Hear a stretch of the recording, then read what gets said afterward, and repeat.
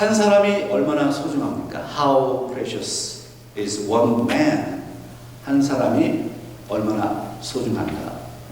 한 사람이 변화되었을 때 그 사람으로 인해서 어떤 일이 벌어지는지 경험해 본 적이 있으시죠? 한 사람이 변화되었을 때, 내 아빠가 변했을 때, 엄마가 변했을 때, 내 자녀가 변했을 때, 우리 가정이 어떻게 변화되는지, 한 정치인이 변화되었을 때, 한 나라가 어떻게 변화되는지, 한 인물이 변화되었을 때 어떤 역사가 일어나는지 우리는 잘 알고 있습니다. 그러나 그것이 쉽지 않습니다. 한 사람이 헌신합니다. 한 사람의 헌신과 한 사람의 비전, 그 헌신과 비전이 있을 때 처음에는 그것이 굉장히 작아 보입니다. 그러나 그 영향력은 우리가 상상할 수 없을 정도의 큰 영향력을 가져옵니다. 나라가 변화가 되고 세계가 변화되는 역사가 일어납니다. 한 사람이 변화되었을 때 어떤 역사가 일어나는가? 그 대표적인 인물을 제가 설교를 준비하면서 역사적인 것들을 계속 고민하고 또 회고해 보다가 이분을 설명하지 않을 수가 없게 됐습니다. 이분이 누구냐면 바로 윌리엄 윌버포스라고 하는 인물입니다. 윌리엄 윌버포스, 이 빌 윌버포스라고 하는 이 인물은 영국의 정치인입니다. 우리가 아는 것처럼 지금부터 약 250년 전에 영국의 젊은 정치인입니다. 25세에 회심해서 크리스찬 정치인으로서 나라를 변화시켰던, 어떻게 이 윌리엄 윌버포스는 어떻게 영국이라고 하는 그 거대한 대영 제국주의의 가장 끝판왕이라고 하는 그 영국에서 나라를 변화시킬 수 있었을까? 그는 영국의 노예 제도를 폐지시킨, 종식시킨 위대한 하나님의 사람이었습니다. 18세기 말 영국은 노예 무역의 중심지가 되어 있었습니다. 수많은 아프리카 사람들, 특별히 웨스트 코스트에 있는 감비아부터 해서 우리가 알고 있는 웨스트 코스트에 있는 그 서아프리카에 있는 사람들을 데려다가 이 식민지의 그 노예제도, 이게 역사가 깊습니다. 15세기 초에 포르투갈이 시작을 했습니다. 그 영향 속에서 16세기에 접어들면서, 16세기는 사실은 종교개혁이 일어났던 때 아닙니까? 그 16세기에 지금 한쪽에서는 종교개혁이 일어나고 있는데 한쪽에서는 노예제도가 더 심화되고 있는 이 아이러니가 유럽에 발생했거든요. 그러니까 종교개혁이 일어나고 있는 그 시점에서도 포르투갈, 스페인, 그리고 프랑스, 바로 옆에 있는 프랑스, 제네바를 얘기하는 거예요. 스위스의 옆에 있는 프랑스, 독일, 그리고 네덜란드, 그 유명한 네덜란드, 그리고 섬 지역에 있는 그 영국, 그 유럽의 대부분의 나라들이 노예 무역을 받아들이고 그것을 중심적으로 그 일들을 감당해 갔던 것이 16세기, 17세기. 그리고 18세기 말이 되었을 때 윌리엄 윌버포스가 태어나서 그 상황들을 보면서 이 끔찍한 것은 비성경적이라는 것을 깨닫게 됐어요. 왜냐하면 그는 크리스찬이었기 때문입니다. 하나님의 말씀 속에서 노예 제도를 허락하지 않았다는 것을 깨닫게 됩니다. 그리고 이 윌버포스에게 중요한 친구가 한 명 있었는데, 친구가 중요해요. 존 뉴턴이라고 하는 친구가 있었습니다. 그 친구가 누구냐면, 누군지 아세요? 성경? 아니면 찬송가에 나오는 인물입니다. 찬송가 기억나시죠?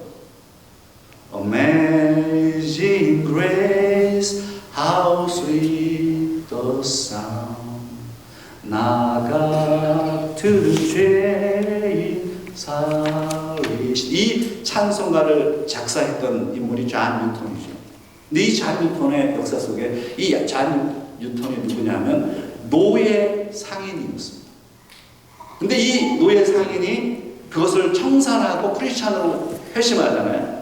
그 친구가 바로 윌버포스였고, 윌버포스의 친구가 존 뉴턴이었습니다. 그래서 존 뉴턴을 통해서 노예 제도가 얼마나 노예 무역이 얼마나 끔찍한지를 깨닫게 됐고, 성경을 읽어보면서 이것은 비성경적이라는 것을 깨닫게 됩니다. 그래서 그리고 나서 이 윌버포스는 영국의 국회의원이 됩니다.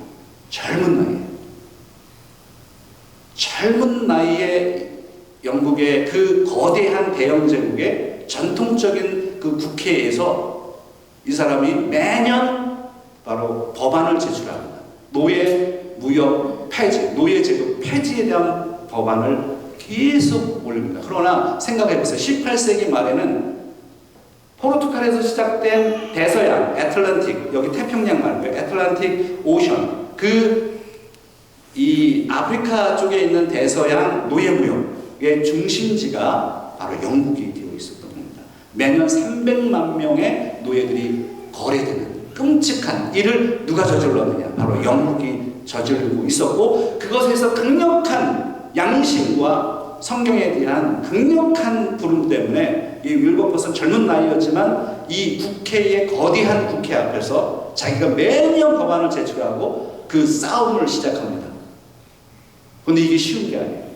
왜냐하면 나이 많고 전통적인 국회의원들한테 상당히 조롱당하고 멸시를 당하고 완전히 코너로 몰려 있습니다. 그럼에도 불구하고 윌버포스는 병이 악화되면서도 법안을 제출하고 그것을 얼마 동안 했느냐? 46년간 노예 제도를 폐지하는 것을 싸웠습니다. 18세기 말 그리고 19세기, 드디어 19세기에 1807년에 어떤 일이 벌어지느냐 하면 영국에서 그 거대한 대영 제국 그 국회에서 끈질긴 이 윌버포스의 노력으로 인해서 노예 무역 폐지 법안이 통과됩니다. 그때가 언제냐? 1807년이에요. 생각을 해보세요. 2025-1807년 하면 몇 년이죠? 계산을 한번 해보세요. 2025-1807년. 확실한 분입니까? 제가 아까 계산했는데 까먹었어요. 200년이 넘는 그 시기, 지금부터 영국이 노예 무역을 폐지합니다. 그 법안을 통과시킵니다. 그리고 나서 1834년 8월 1일에 대영 제국 내의 모든 노예 제도가 완전히 폐지가 됩니다. 누구 때문에? 바로 이 사람입니다. 윌리엄 윌버포스. 그래서 역사를 연구하는 사람들에게 영국의 역사 가운데 윌리엄 윌버포스라고 하는 인물은 너무 중요합니다. 그래서 크리스찬 정치인들이 닮아가고 싶어 하는 사람이 이 윌리엄 윌버포스죠. 1834년은 지금부터 191년 전입니다. 191년 전에 매년 300만 명의 노예를 거래했던 영국이 노예 제도를 폐지했단 말이죠. 이 역사가 얼마나 대단한 건지 아세요? 지난 제가 휴가 가기 전에 미국이 노예 제도 폐지했던 것을 제가 설명했었습니다. 그 미국이 노예 제도 폐지했던 게 1865년이거든요. 미국보다 무려 31년 전에 영국은 노예 제도를 폐지했죠.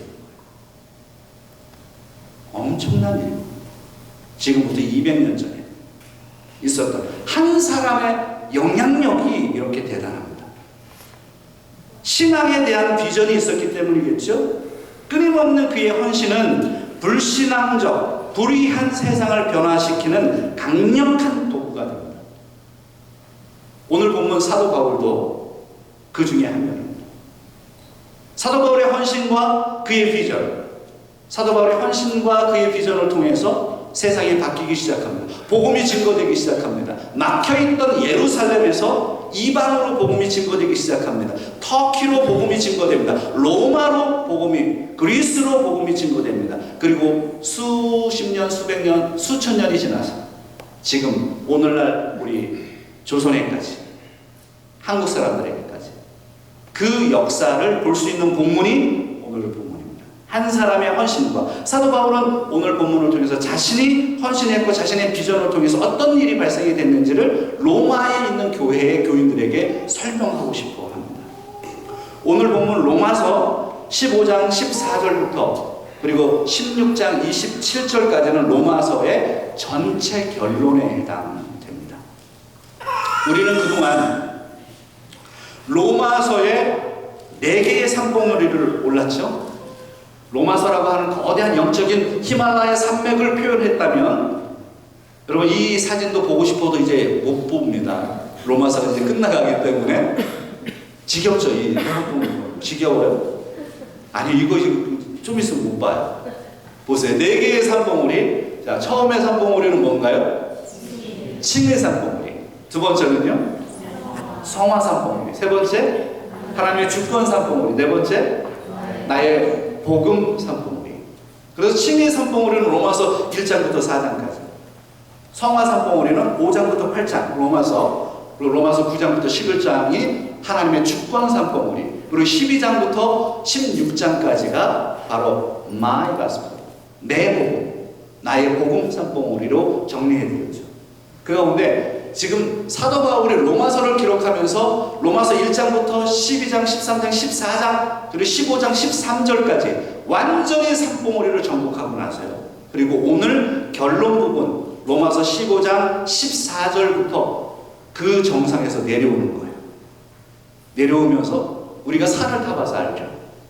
정상에 올라가는 것만으로 끝나지 않아. 잘 내려와야 돼요. 내려오다가 죽습니다. 잘못하면. 잘 마무리해야 돼요. 그 마무리를 하고 로마서 15장 14절에 이렇게 기록합니다. 14절에 있는 말씀 한번 볼게요. 같이 읽겠습니다. 내 형제들아, 너희가 스스로 성함이 가득하고 모든 지식이 차서 능히 서로 권하는 자임을 나도 확신하노라. 그래서 사도 바울이 이 4개의 산봉우리, 로마서의 거대한 산봉우리를 마무리하고 정복한 다음에 내려오면서 한 첫 번째 메시지가 뭐냐면 확신에 대한 메시지. 그 확신은 무슨 확신이냐면 로마 교인들에 대한 확신입니다. 사도 바울의 마음이 어디 있는지 보세요. 로마 교인들을 얼마나 사랑했는지. 저도 오늘 이 설교를 준비하면서 저는 이미 이거 설교를 계속해서 묵상을 다니고 이 책을 가지고 다니고 종이에 넣어가지고 다니고 그래서 떠오르는 거 아이디어도 적고 또 꺼내서 보고 묵상하는 거예요. 그래서 저도 이번에 이제 이미자 씨하고 이렇게 쭉 하면서 얼마나, 야, 저는 저기 그랜드 캐년과 세도나도 들려서 이렇게 왔거든요. 야, 좀 가봐도 끝이 없는 거. 근데 저는 이제 가봐서 알잖아요. 한국에서 오신 분들이, 야, 가봐도 볼 게 없는 거예요. 할 말이 없네요. 뒤에서 계속 자는 거예요. 먹고 자고 먹고 자고. 나는 졸려 죽겠는데 계속 먹고 자고. 근데 딱 그랜드 캐년 앞에 쓰니까 와, 깜짝 놀라는 거죠. 이게 아메리카다. 딱 이러면서 아무튼 그 제가 여행을 하면서 생각을 하는 거예요. 우리 교인들을 생각하게 되는 거. 그렇구나. 사도 바울께서 로마 교인이 자기가 개척한 교회가 아니잖아요. 로마에 가본 적도 없어요. 이 로마서를 썼을 때는 고린도에서 쓴 거거든요. 고린도는 그리스잖아요. 그리스에서 로마 교인들을 위해서 쓴 게 로마서거든요. 자기 교인도 아닌 사람들에게 대한 사랑이 이렇게 듬뿍 담겨 있어요. 그래서 내가 우리 성도님들을 더 많이 사랑해. 눈에 밟히는 거예요. 여러분들을 위해서 기도하면서 시간이 날 때마다 운전하면서 기도하면서 우리 성도님들 또 돌아가서 봐야 되겠구나 라고 하는 그 마음이 여기에 있는 말씀 보세요. 내 형제들아. 이 형제들이 누구예요? 사도 바울이 자신의 교인이 아니에요. 그래도 내 형제들아. 이게 로마 교인들이 이러고 있어요. 내 형제들아, 너희가 스스로 선함이 가득하구나. 로마 교인들이 선하다는 것을 인정합니다. 그리고 모든 지식이 차 있구나 라는 것을 인정합니다. 능히 서로 그래서 너희들이 권면할 수 있는 자임을 내가 확신한다.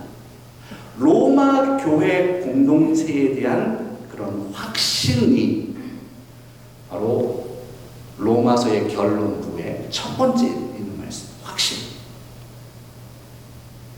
오늘 저와 여러분들이 하나님 앞에서 내가 하나님의 자녀임을 확신하게 되기를 주의 이름으로 축원합니다. 여러분은 저를 사랑하고 저는 여러분들을 사랑하고 공동체가 서로 사랑하고 이 확신이 있어요. 우리 목사님 눈 이상하게 또 그렇게 보지 마시고 또 저도 여러분 저 인간 또 왜 그러나 이렇게 하지 마요. 그러지 말고 성도에 대한 공동체에 대한 그냥 그 공동체를 인정하는 거예요. 저는 여러분들을 인정합니다. 물론 부족한 부분이 제가 많습니다. 그러나 목회자의 심정을 가지고 성도님들을 진심으로 사랑하고 싶고 사랑하려고 노력하고 여러분의 장점을 보고 세워드리고 싶고 한 분 한 분이 주님 앞에 세워지기를 간절히 바라고 있죠. 이러한 마음으로 결론을 내는 거예요. 내 형제들아, 로마 그리스도인들, 내 형제들아, 내가 확신한다. 너희 공동체는 선하구나. 너희 공동체는 모든 지식이 있어서 서로 권면할 수 있는 그렇게 건강한 공동체구나. 이것이 바로 로마서 15장 14절에 있는 말씀. 이게 제 마음이기도 해요. 그리고 15절에 한번 가보세요. 15절 같이 한번 읽어볼까요? 그러나 내가 너희로 다시 생각나게 하려고 하나님께서 내게 주신 은혜로 말미암아 더욱 담대히 대량 너희에게 썼노니. 사도 바울은 로마 교회의 부족함을 지적하는 것이 아닙니다. 오히려 하나님께서 자신에게 주신 특별한 은혜, 그 은혜를 생각나게 합니다. 그리고 로마 교인들이 그렇게 살기를 소망합니다. 그러나 잘 보세요. 내가 사도 바울이 너희로 다시 생각나게 하려. 무엇을 생각나게 해? 바로 은혜라고 하는 단어입니다. 그럼 한번 같이 따라하겠습니다. 은혜. 여러분은 무엇을 잃어버렸습니까? 하나님의 은혜를 잃어버린 거 아닌가요?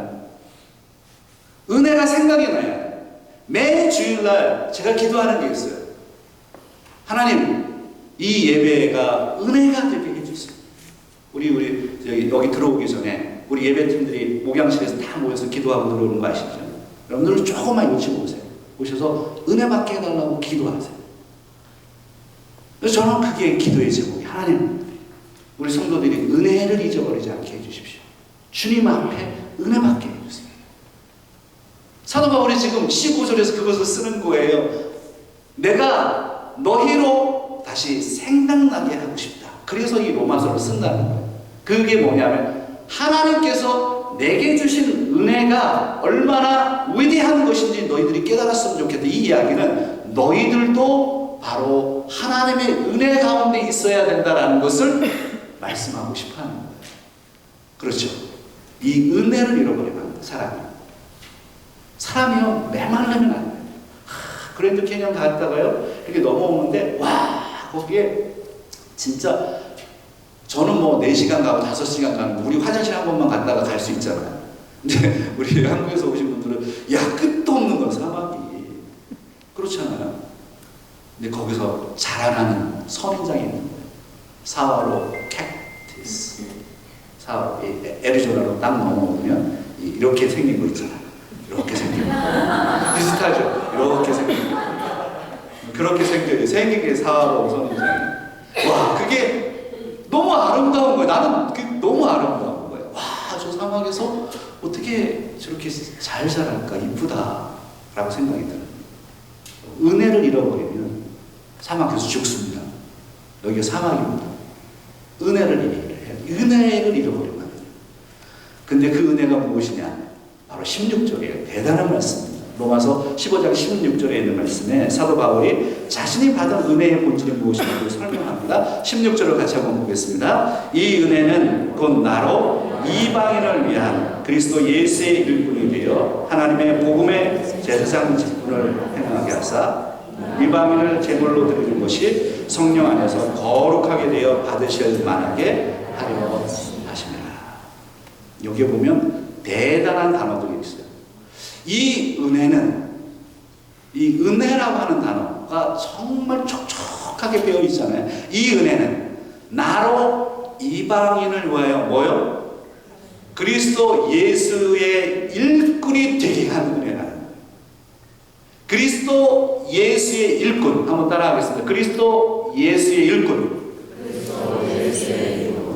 여기 강도군 별로 이렇게 오늘 따라하고 싶은 마음이 없으신 것 같아요. 이 강복 한번 합시다. 그리스도 예수의 일꾼.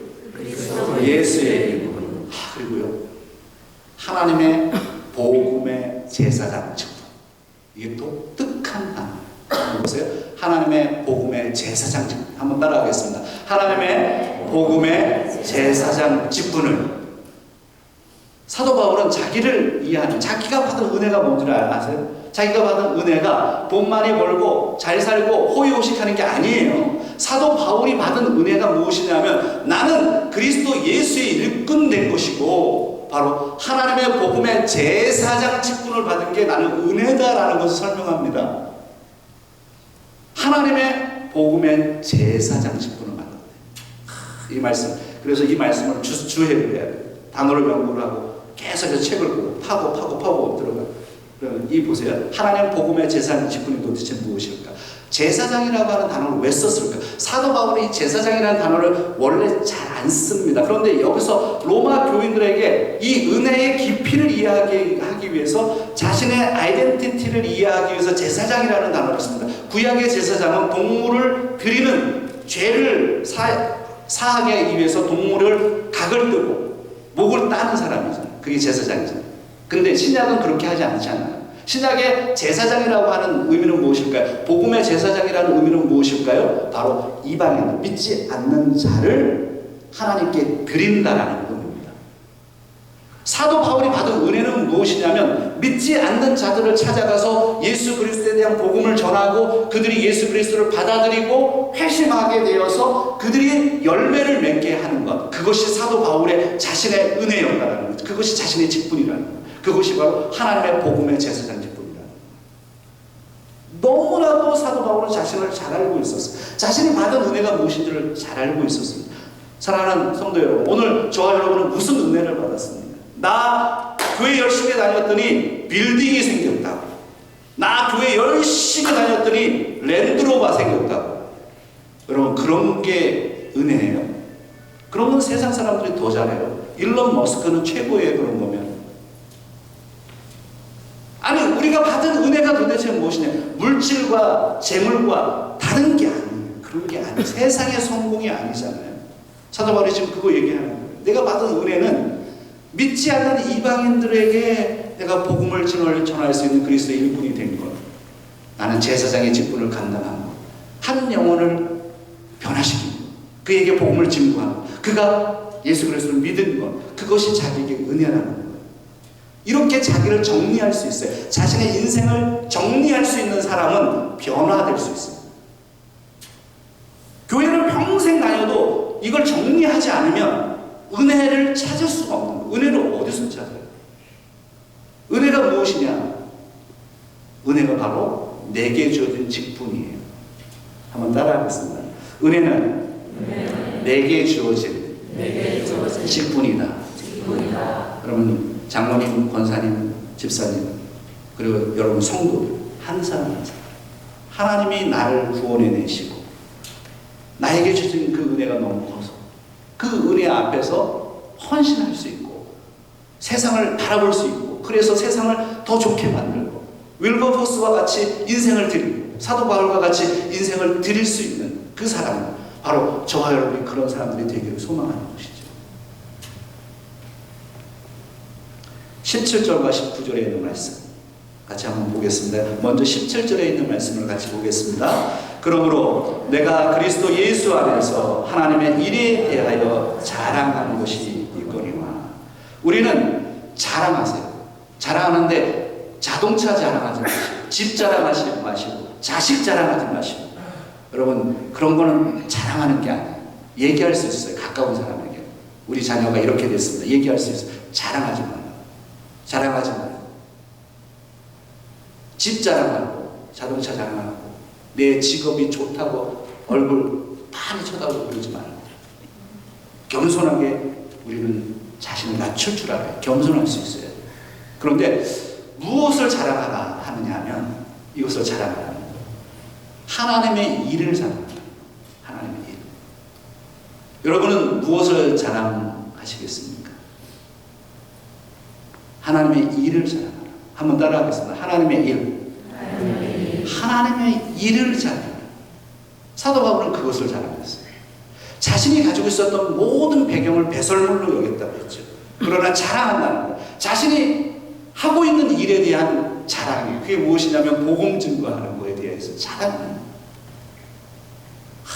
멋지지 않아요? 우리가 인생을 살면 이렇게 살아야죠.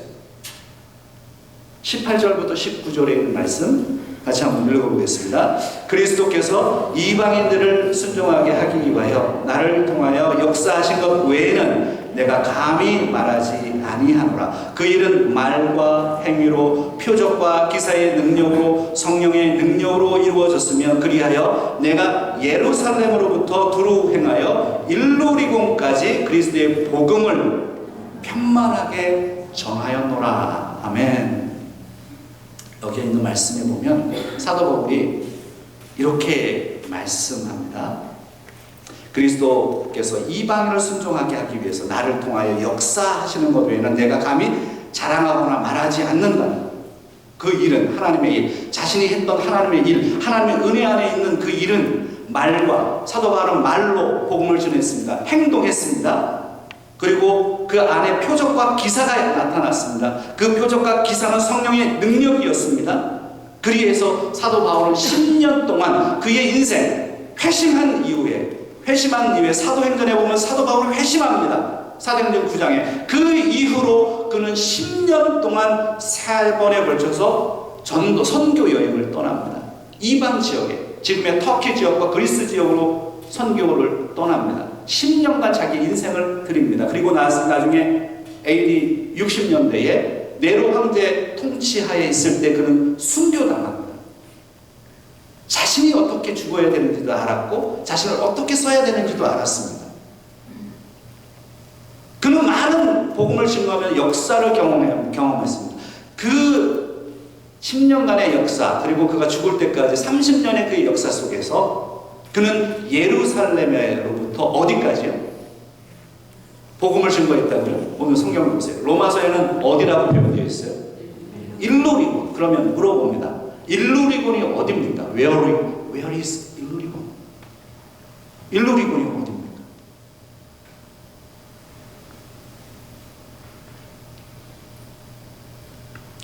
이 일루리곤은 지금의 알바니아입니다. 알바니아가 도대체 어떨까? 우리는 알바니아는 세르비아, 알바니아, 우리 관심도 없어요.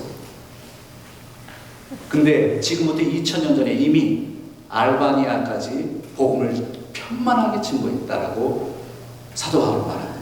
이 그림은 1차 선교 여행 때입니다.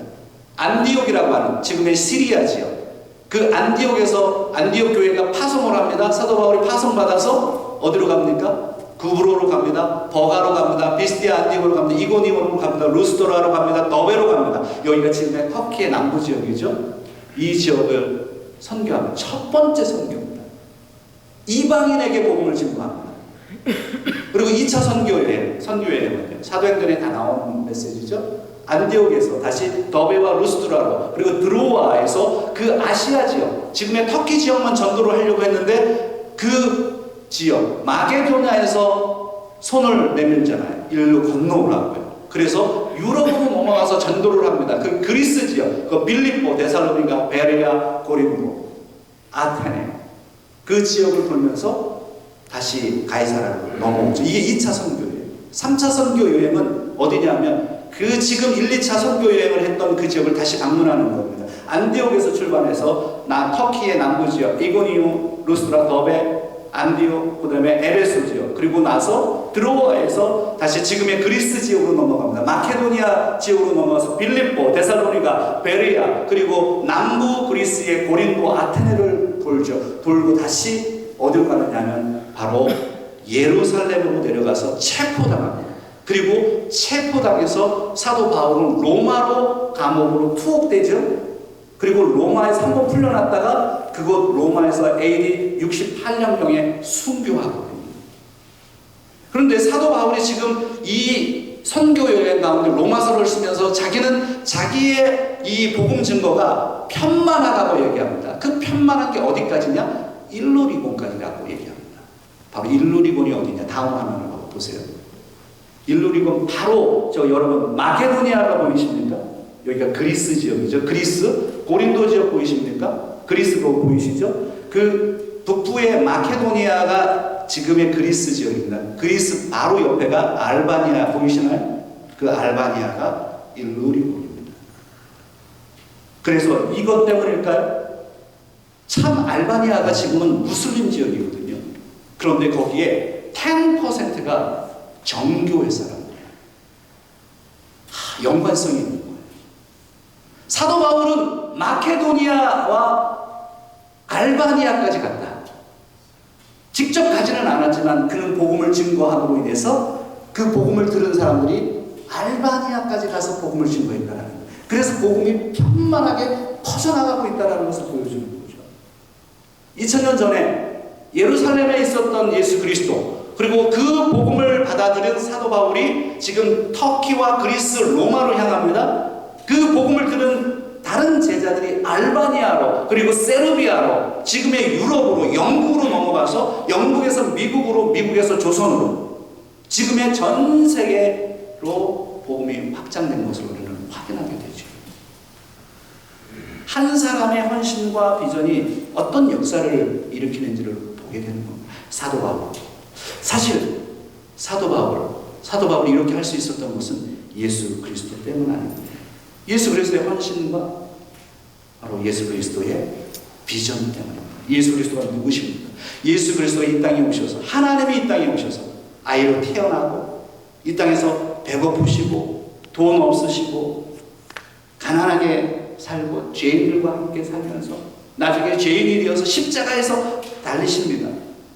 그는 비전이 있었습니다. 왜냐하면 자신의 그 길을 통해서 한 영혼 한 영혼이 살아날 것에 대한 비전이 있었던 것입니다. 그래서 그 비전 가운데 헌신했고, 그 헌신과 그 비전으로 인해서 한 사람 한 분 예수 그리스도의 헌신과 비전을 통해서 사도 바울이라고 하는 인물이 만들어졌고, 사도 바울이라고 하는 인물 때문에 로마 교회가 세워지게 되었고, 로마 교회의 헌신과 또한 비전을 통해서 전 세계에 복음이 선포되기 시작했고, 오늘날 지금 2025년 6월 첫 번째 주일에 우리는 이 엘센트로 지역에 우리는 이렇게 예배자가 되어 있는 것입니다.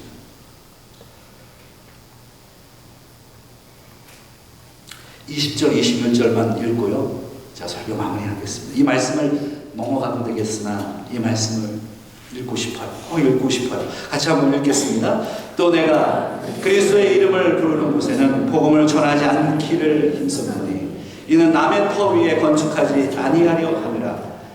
기록된 바 주의 소식을 받지 못한 자들이 볼 것이요 듣지 못한 자들이 깨달으리라 한다 같으니라. 사도 바울의 관점은 바로 성경에 있었고, 사도 바울의 관점은 예수 그리스도께 있었고, 그래서 그 비전과 그 비전 앞에 자신을 헌신할 수 있는 그러한 캐릭터를 가지고 있었던 것입니다. 성령의 능력입니다. 저와 여러분도 이 자리에 있습니다. 하나님, 나를 왜 LA 지역에 베버리 힐스 같은 좋은 곳에 냅두지 않으시고, 오렌지 카운티에 잘 사는 동네에 냅두지 않으시고, 왜 하나님, why? 나는 왜 엘센트로 이 사막 지역에 두셨습니까? 제가 말씀드렸죠. 사막에서도 사화로 선인장이 얼마나 아름답던지, 이렇게 생긴 사화로 선인장이 그 위에 꽃을 핍니다. 아름다워. 사막에서 핀 꽃은 더 아름다워. 하나님께서 여러분을 그렇게 사용하시는 거예요.